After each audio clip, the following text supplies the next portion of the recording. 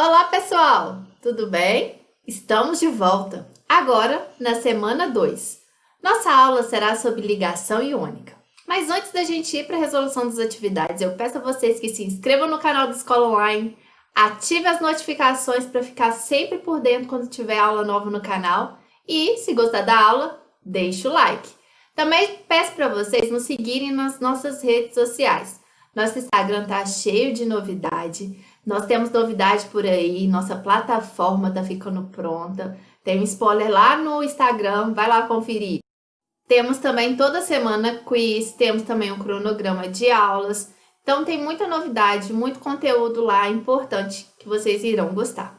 Eu sou a Simone, professora de Química do canal Escola Online. Nossa aula segue depois da vinheta.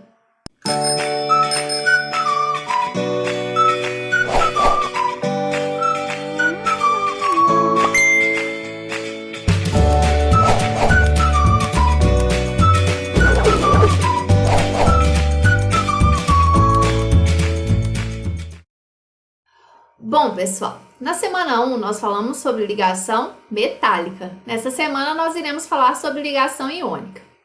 A ligação iônica, como o próprio nome já diz, é uma ligação que ocorre entre íons. Íons são espécies que estão eletricamente carregadas. Íons com carga positiva são os cátions e íons com carga negativa são os ânions.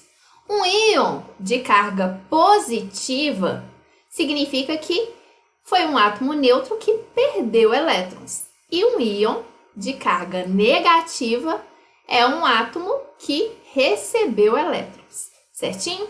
Então, o átomo ele vai receber ou doar elétrons num processo que caracteriza como transferência de elétrons de um átomo para outro. E essa transferência ela ocorre com o intuito de tornar os átomos estáveis. E essa estabilidade ela é alcançada quando tem a configuração de um gás nobre, ou também podemos falar que são 8 elétrons no nível da camada de valência, que é o que nós estudamos no volume 4, a regra do octeto. Lembram? Se não lembra, dá uma voltadinha lá, semana 3 ou 4, se eu não me engano. Certo? E aí, vamos entender um pouco mais sobre ligação iônica. Então, nós temos aqui, ó, o elemento sódio, um átomo de sódio e um átomo de cloro. O sódio, nós podemos ver aqui, ó, que no primeiro nível tem 2 elétrons, no segundo nível tem 8 e no terceiro tem 1 elétron. Esse átomo está estável? Não está, porque a gente sabe que para alcançar estabilidade tem que estar com a última camada completa com 8 elétrons. Ou 2, né, se tiver só a primeira camada, mas não é o caso do sódio. E o cloro? Também não está estável, gente.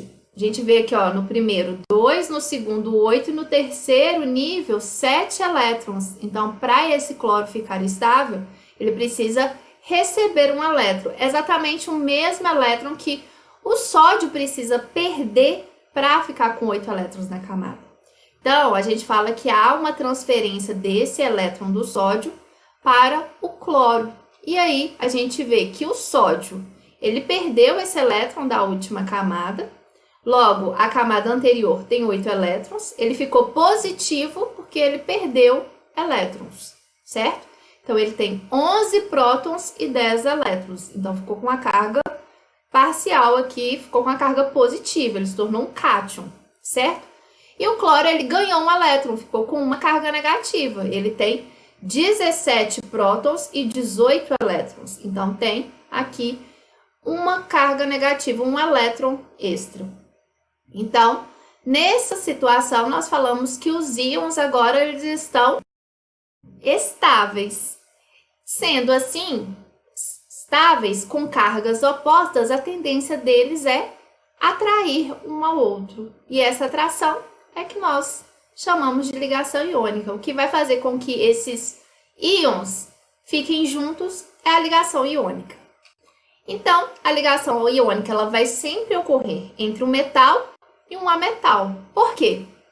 Porque o metal ele tem a tendência em doar elétrons, porque ele tem a característica que nós denominamos de eletropositividade, e o ametal ele tem a tendência em receber elétrons, que o contrário da eletropositividade, os ametais são eletronegatividade. negativos. Dessa forma, a tendência é receber elétrons. Então, numa ligação iônica, é sempre entre um átomo que tem a tendência em doar elétrons com outro átomo que tem a tendência em receber elétrons, tá bom? E aí, vai estabelecer a ligação iônica, a ligação entre íons. Então, vamos lá ver a distribuição eletrônica do átomo de sódio e cloro no estado fundamental. Então, como a gente viu no desenho ali anterior, o sódio tem 3 camadas, na última camada ele tem um elétron, e o cloro tem 3 camadas também, e na última camada ele tem 7 elétrons. E aí, gente, na verdade, para a gente representar a ligação, a gente só representa a última camada, os elétrons da última camada. Por exemplo, se for átomos com muitas camadas, a gente não vai perder tanto tempo de desenhar. Então, na verdade, a gente só escreve os elétrons da camada de valência, da camada mais externa. Então, o sódio tem 1 elétron e o cloro tem 7 elétrons. Então, a tendência é esse sódio doar elétrons para o cloro, formando assim o cátion sódio mais e o ânion cloro menos, formando assim o cloreto de sódio, né, que é uma substância que popularmente nós conhecemos como sal de cozinha. E a distribuição eletrônica do cloro e do sódio. Após a ligação iônica, o sódio vai ter só 2 camadas, sendo a última tendo 8 elétrons, o que é denominado aqui a estabilidade, né? A gente sabe que elementos com 8 elétrons na última camada são estáveis e o mesmo ocorre com cloro. Também a terceira camada e última, 8 elétrons, certo? E vamos ver um outro exemplo. Por exemplo, o cálcio. Ele tem aqui 4 camadas e na última camada ele tem 2 elétrons. E o cloro, mesma coisa, né? 3 camadas e na última ele tem 7. Então, o cálcio, gente, a tendência dele é doar elétrons. Só que o cloro, ele só consegue receber um elétron, né? Então, aqui, ó, esse cálcio doa esse elétron para esse cloro, e aí vai precisar de outro cloro para que o cálcio também fique estável, formando assim o cálcio com carga 2+, porque ele doou os 2 elétrons, e cada cloro vai receber um elétron do cálcio. Então, na verdade, a gente tem a formação aqui do cloreto de cálcio. Nós temos a presença de 1 cálcio e 2 cloros. Então, a distribuição após a formação da ligação iônica, ambos estão com 8 elétrons na última camada. Aí vocês falam assim, professora, como que você chegou nessa fórmula? Como que você sabe que é assim? Na verdade, gente, tem uma regra muito simples para a gente achar qual que é o elemento que vai receber e qual que é o elemento que vai doar elétrons. Basta a gente verificar a quantidade de elétrons da última camada. Se o elemento tiver 1, 2 ou 3 elétrons na última camada, ele sempre vai doar, tá bom? Já quando ele tiver 5, 6 e 7, o elemento sempre vai receber. Quando ele tiver 8 elétrons, ele não doa nem recebe, ele está estável. E quando ele tem 4 elétrons na última camada, que é o caso dos elementos do grupo 14, a gente vai ver que ele não doa e nem recebe. Ele faz outro tipo de ligação que a gente vai ver semana que vem, tá bom? E aí, o exemplo aqui, o alumínio. O alumínio tem 3 elétrons na última camada. A tendência dele é doar esses elétrons e se transformar no cátion. O oxigênio, ele tem 6 elétrons na última camada. Então, a tendência dele é receber elétrons. E aí, para representação da estrutura química das substâncias formadas por ligação iônica, nós temos aqui um químico estadunidense que contribuiu muito para essa área da química, que é o Lewis. Ele, na verdade, ele ajudou a entender as ligações químicas e ele criou uma simples forma de representá-las. Essa forma que Lewis adotou de representação das estruturas químicas de uma ligação, ela é até hoje usada, tá bom? E é uma das mais usadas. Então, Lewis, que é esse aqui da foto, ele representou graficamente a ligação química pelo símbolo do elemento químico. E em torno desse símbolo, como eu já tinha dito, a gente não representa todos os elétrons, a gente só representa os elétrons da última camada. Essa representação pode ser um pontinho, um X, um asterisco. Eu, particularmente, gosto do pontinho, tá bom? De forma a representar os elétrons no nível de valência dos átomos, na posição norte, sul, leste e oeste, tá bom? Em cima, embaixo, esquerda e direita, certinho? E aí, vamos fazer então como Lewis representou, né? Observe a seguir a ligação entre o elemento sódio. Então, sódio tem um elétron na última camada, então você representa o símbolo do elemento e a quantidade de elétrons da última camada, na camada de valência, né? E aqui o cloro, o número de valência aqui é 1 e o número de valência do cloro é 7. Então, símbolo do cloro Cl e aqui representação dos 7 elétrons, certo? E aí, como que é representado a ligação iônica? A ligação iônica ela é representada pela transferência de elétrons e a gente usa uma setinha partindo do elétron que está sendo doado para o átomo que vai receber esse elétron doado. Então, essa setinha aqui, ela que representa, essa representação aqui é a representação de Lewis para as ligações iônicas.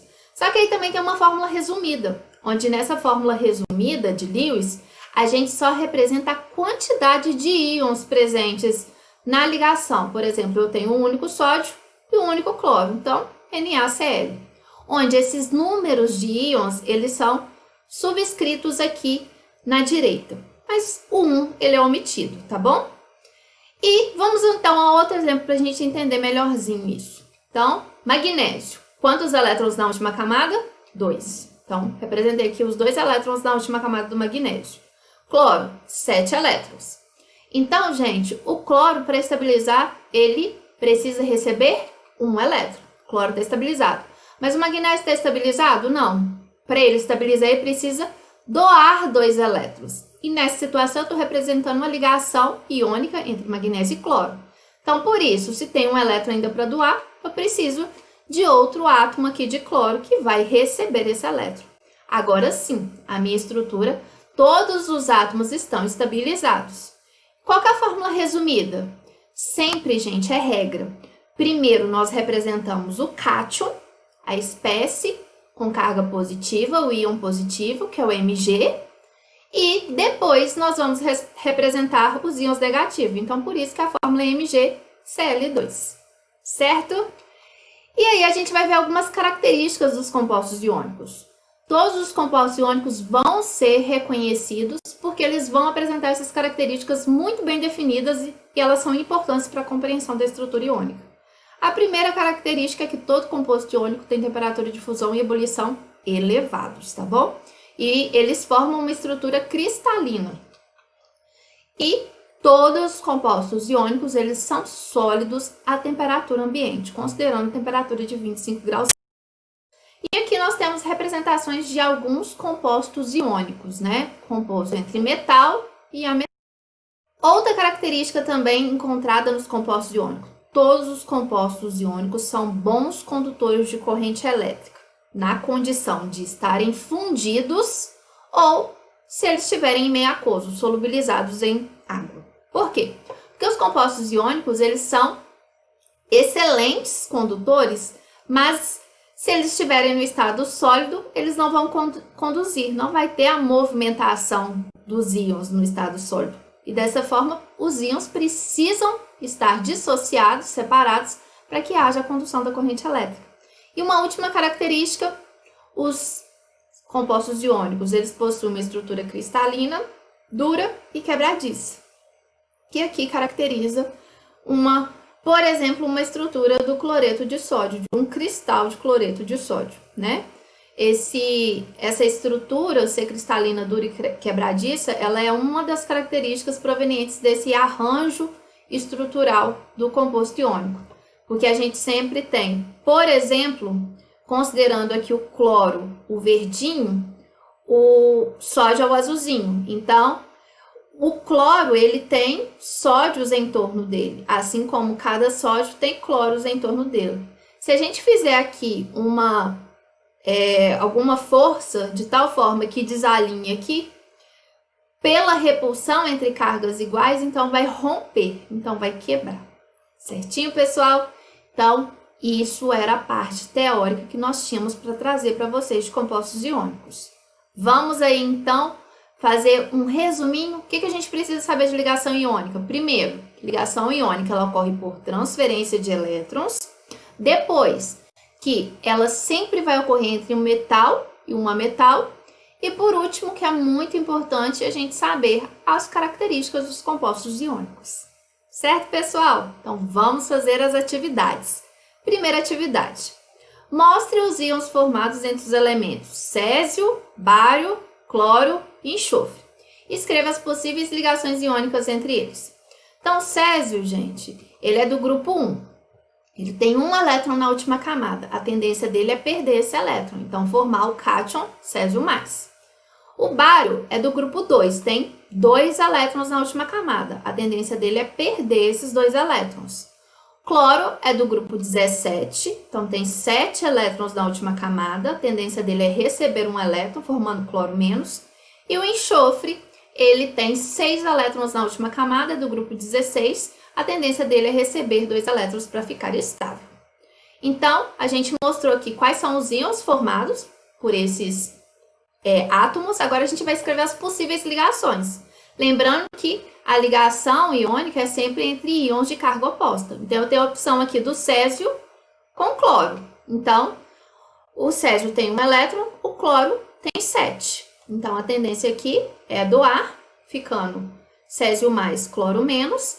A fórmula de Lewis, né, da ligação iônica, que é a fórmula resumida da ligação iônica, certinho? Outra opção é o césio com enxofre, né? Só que nessa situação, o enxofre precisa receber 2 elétrons. Então, por isso que eu preciso de 2 césio. Então, a fórmula resumida é césio 2, enxofre, certo?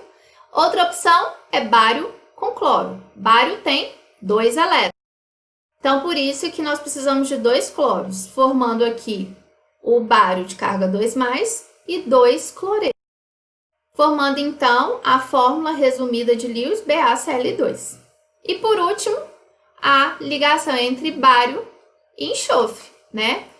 Para estabilizar o enxofre, precisa receber 2, que é exatamente os 2 elétrons que o bário precisa doar. Então, a proporção de 1 bário para 1 enxofre, BaS, sulfeto de bário. Certinho? Então, essa era a atividade 1. Mostrar aqui os íons formados e mostrar aqui as possíveis ligações iônicas entre esses íons. Certo, gente?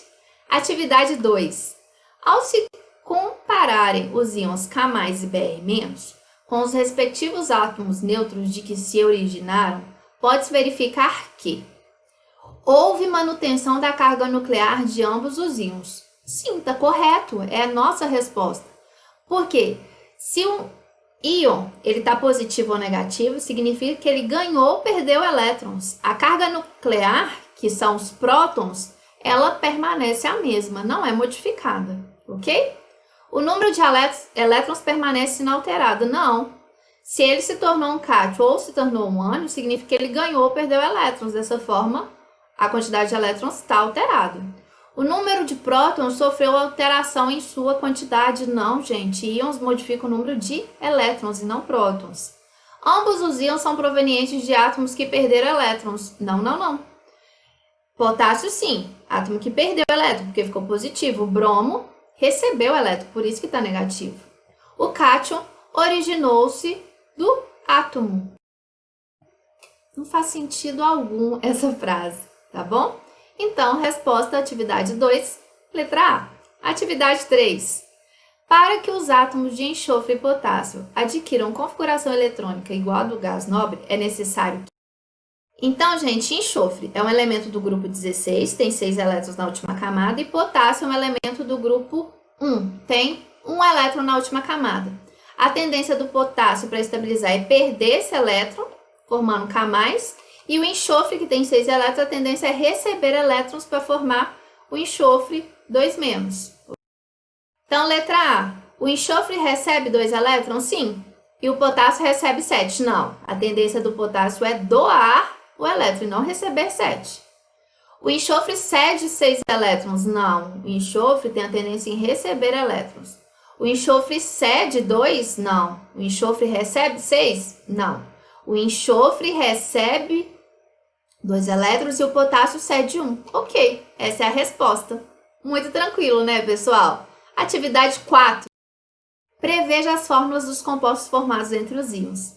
Então, uma forma muito fácil da gente prever essa fórmula resumida de Lewis, prever a fórmula do composto formado é por meio de uma regrinha bem básica, na qual o número de íons que se une ele é inversamente proporcional às suas respectivas cargas, né? A quantidade de elétrons de valência que vai fornecer aqui a carga. Por exemplo, esse elemento aqui tem carga X e esse íon aqui tem carga menos Y. Então, a tendência é que A vai ter a quantidade Y, invertendo aqui, e X vai ter a quantidade B, formando aqui a estrutura AYBX. Lembrando que sempre é o cátion primeiro e depois o ânion, certinho? Então, aqui, gente, magnésio, carga 2+, oxigênio, 2-. Se a gente pegar aqui, ó, inverter, então é Mg2O2. Só que como os dois estão na mesma proporção, a gente pode simplificar, certo? Então, chegamos aqui à fórmula MgO. Letra B, ó, lítio, 1, oxigênio, 2-. Então, aqui invertendo, né? Lembrando que a gente não considera a carga, só o número. Então, vai ficar Li2O1. Então, L2O. Certo? Ag+, Br-. Então, a carga aqui é 1 em ambos, né? Então, sendo a mesma carga, AgBr. E aqui, ó, alumínio tem o 3, oxigênio, carga do alumínio 3+, oxigênio, carga 2-. E invertendo, então, Al2O3. Para vocês conferirem se está tudo certinho, peguem aí, ó, façam a estrutura de Lewis, para vocês verificarem. Vocês vão chegar aqui nessas estruturas resumidas de Lewis, certinho? Última atividade. O átomo de alumínio tem configuração eletrônica K2L8M3. Então, primeiro nível, segundo nível, terceiro nível. O do oxigênio é K2L6. Quais são as configurações dos íons formados? Então, primeira parte, né? Então, aqui o alumínio tem essa configuração, tem 3 elétrons na última camada. Então, a tendência dele é perder esses 3, ficando então com essa configuração aqui. A última camada com 8 elétrons estando estável. E o oxigênio, a tendência dele também é ficar estável, mas para ele ficar estável, ele vai ter que receber elétrons. Então, por isso, O2-. E aqui está perguntando qual que é a fórmula do composto resultante. Então, a gente pode fazer aquela regrinha lá de inverter, né? Nós temos que é Al3+ e O2-, invertendo, a gente chega a L2O3. Muito tranquilinho, né, pessoal? Então, nós chegamos aí à resposta da atividade 5. Se você tem alguma dúvida, deixe um comentário, vai ser um prazer poder te responder. Se gostou da aula, deixa o like. Não se esqueça de nos seguir lá no Instagram e também de se inscrever no canal. Até a semana que vem. Abraço, pessoal!